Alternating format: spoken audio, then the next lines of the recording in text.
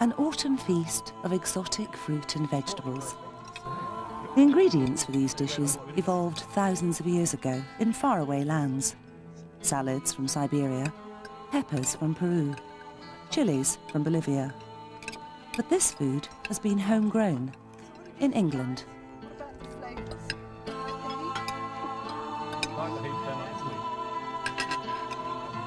For Sarah Wayne, both chef and gardener here in West Dean Gardens in Chichester, the challenge was not only to cook the meal, but grow all the ingredients herself in an unpredictable British climate.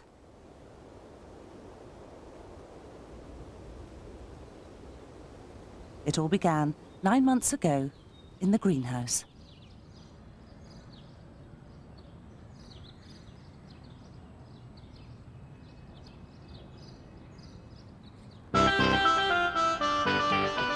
This is where I'll be growing the watermelon for the ice cream.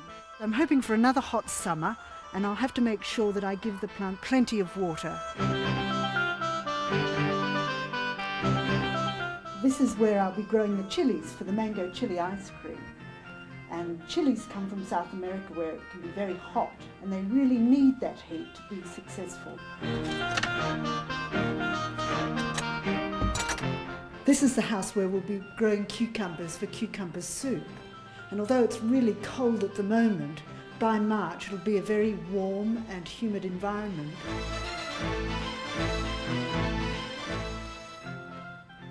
If Sarah's plants are to flourish in the coming months, she needs to get the recipe for growth just right. The ingredients are simple: heat, sunlight, the gas carbon dioxide, and water. Add to that nutrients in the soil, and the plants will make their own food for growth in the process of photosynthesis. For Sarah, the whole process began 9 months ago, back in winter.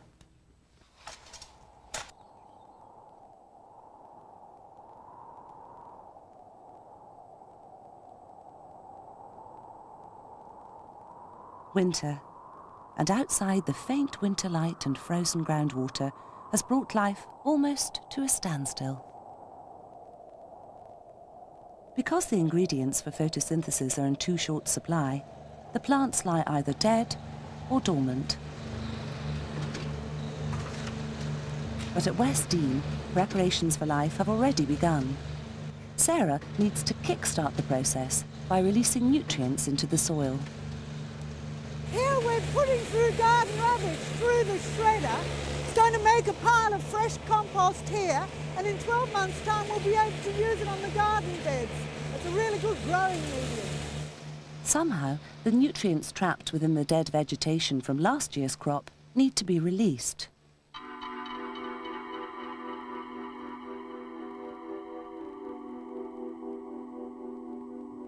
As the chili rots away, invisible to the naked eye, microscopic bacteria multiply inside its decaying body.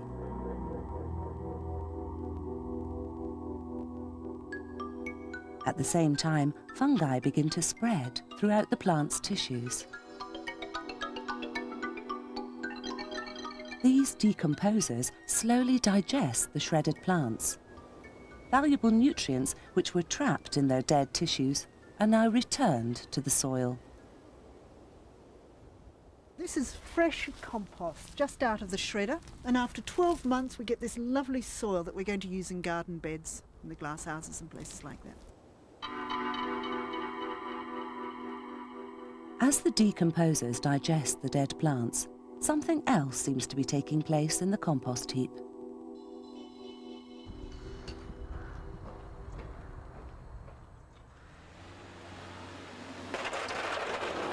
As the dead plants are digested, energy is released in the form of heat. What we are seeing is the release of energy that was trapped months ago by the plants through photosynthesis.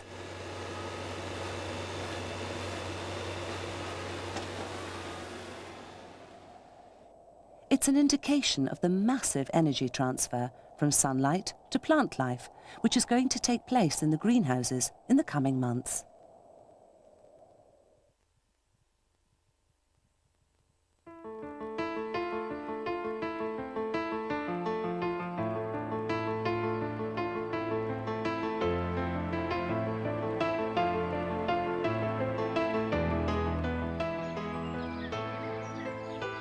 Spring, and light has brought life to the greenhouse. And beneath the glass, the race for growth has begun.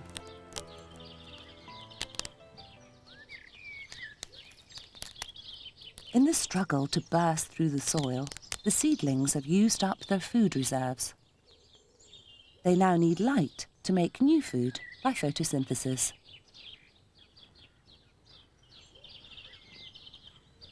It's light that they need, and I hope by the end of summer that they will be virtually covering the whole of the glasshouse structure above me.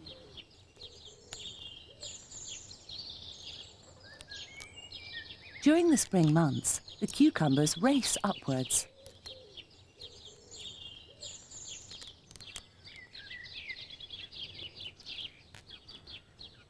The tendrils flail around, searching for support to pull the plants towards the sunlight.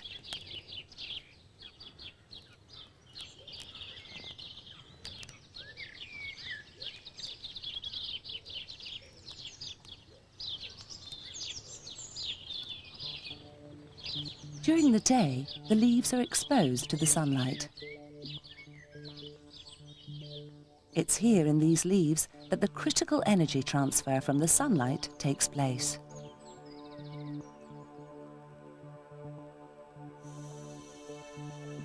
Within the individual cells of the leaves are the microscopic chloroplasts.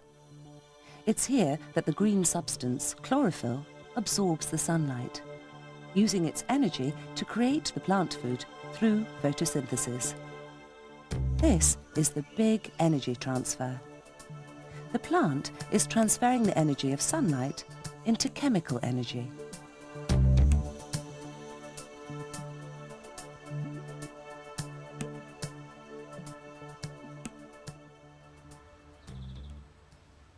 But sometimes Sarah deliberately denies the plants light by growing them in pots. However, there is method behind this apparent madness.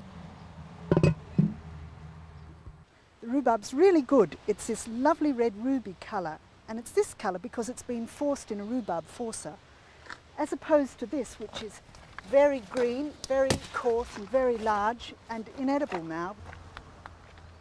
But why are the plants outside the pot inedible?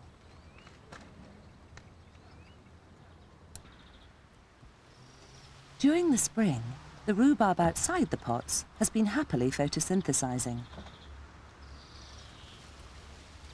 Using the light energy trapped in the chloroplasts, turning the raw ingredients of water and carbon dioxide into plant sugars.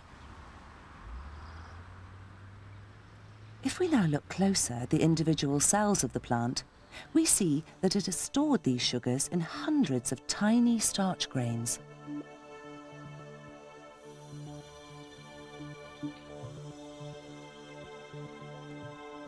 Inside the pots, there's a different story.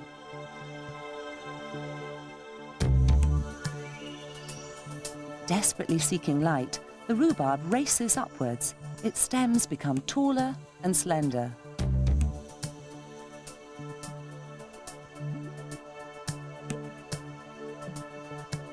Starved of sunlight, the rhubarb is unable to photosynthesize. But how does this affect the plant? If we take a closer look at the leaves of the rhubarb, we see in the cells that the starch grains are few and far between. This is a sure sign that the plant has been unable to manufacture its sugary food.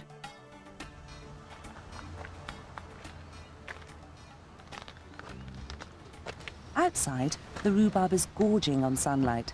It has grown fat and full of starch. The stems are tough and inedible.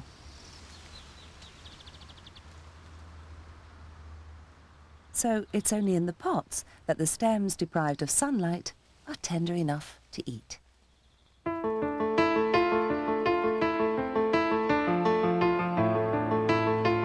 As spring draws to an end, the rhubarb in the pot is ready for harvesting.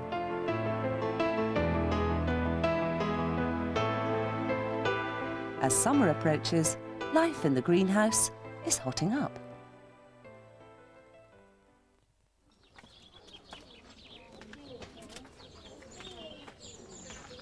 It's summer at West Dean, and Sarah's chilli crop is well on the way.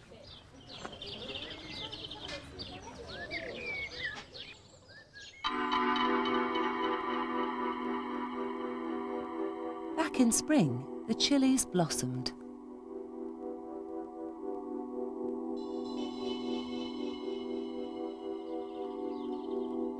As the plants continued to photosynthesize, the young fruits of the chillies began to grow. Now, in summer, photosynthesis is at full pace, and sunlight and carbon dioxide are in ample supply. But now it's up to Sarah to provide the third crucial ingredient for photosynthesis: water.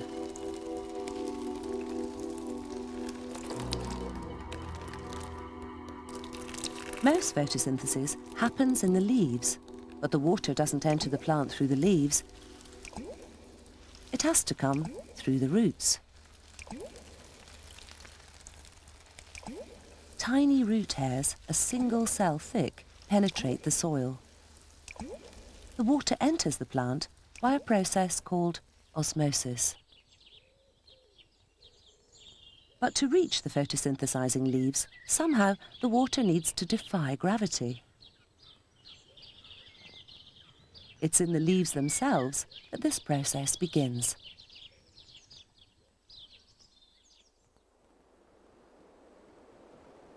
On the underside of the leaves are tiny pores, stomata.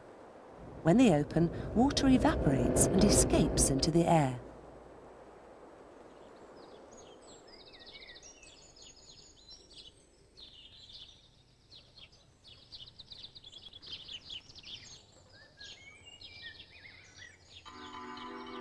The water passes through the roots and is now sucked upwards through thin veins called xylem vessels.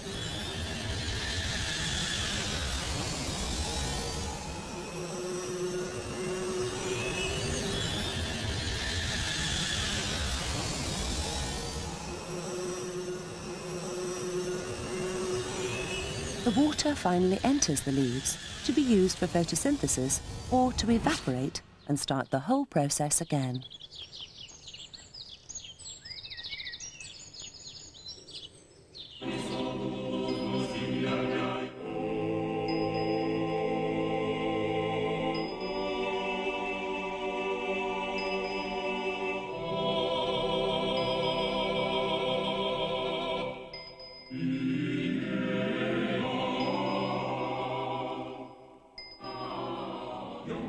As summer draws to an end, the ingredients for Sarah's meal are well on their way. But in the watermelon greenhouse, all's not well. Hasn't been a good year for growing watermelons. We haven't had enough sun, and we've had a lot of cold winds during the summer months, and that's not ideal for growing good watermelons. But we've managed to get one, but in a good year we'd want more. Although Sarah has been able to provide the watermelon with plenty of water, because of the overcast days, she couldn't provide it with enough heat. But why is heat, or lack of it, so important? It's all to do with special molecules that control photosynthesis, called enzymes. The water molecules bind with these enzymes. It's only by binding with the enzymes that the water molecules can split into two. The molecules have to split into two for the photosynthesis to take place. On a hot day, the water molecules are frantic, continually binding and unbinding with the enzymes. Photosynthesis takes place and the plant grows. But on a cold day, the molecules move more slowly. The critical binding with the enzymes slows down, and photosynthesis is hardly happening at all.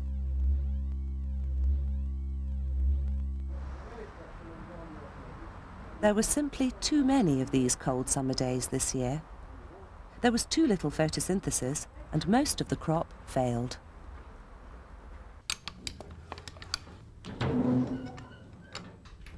But not only does Sarah have to worry about cold weather, she also has to worry about things getting too hot. In the middle of summer, the worst problem is too much sunlight into the glasshouse, which means the temperature inside really builds up. And if I don't vent the glasshouses like this, the plants could shrivel up and die. When it gets too hot, things start to go wrong. Too much heat causes the enzyme molecule to lose its critical shape. It denatures.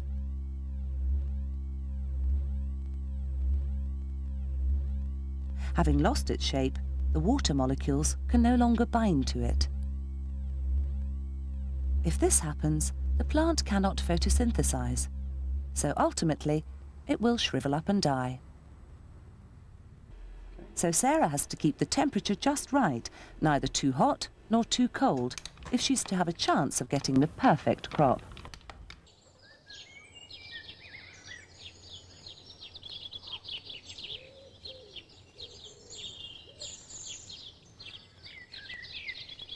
As the summer draws to an end, the growing season is nearly over, and it's time for Sarah to harvest the ingredients for the feast.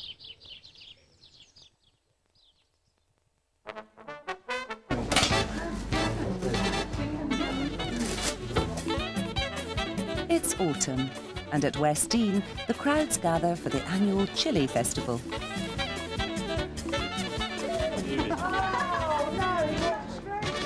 It's time for Sarah to harvest the ingredients for the feast.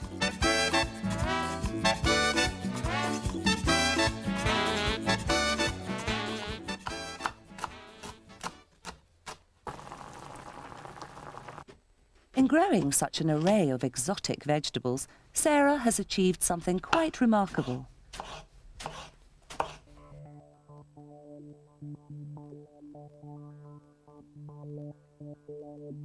Back in winter, by building compost heaps, she maximised the release of nutrients back into the soil. In spring, she used greenhouses to protect the delicate plants from the unpredictable weather. In summer, Sarah continued to nurture the plants, protecting some from drought and others from the destructive power of the summer heat.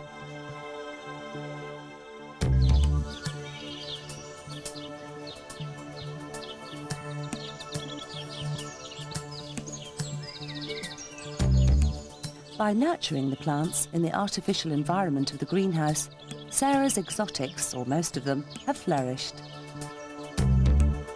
Despite the British climate.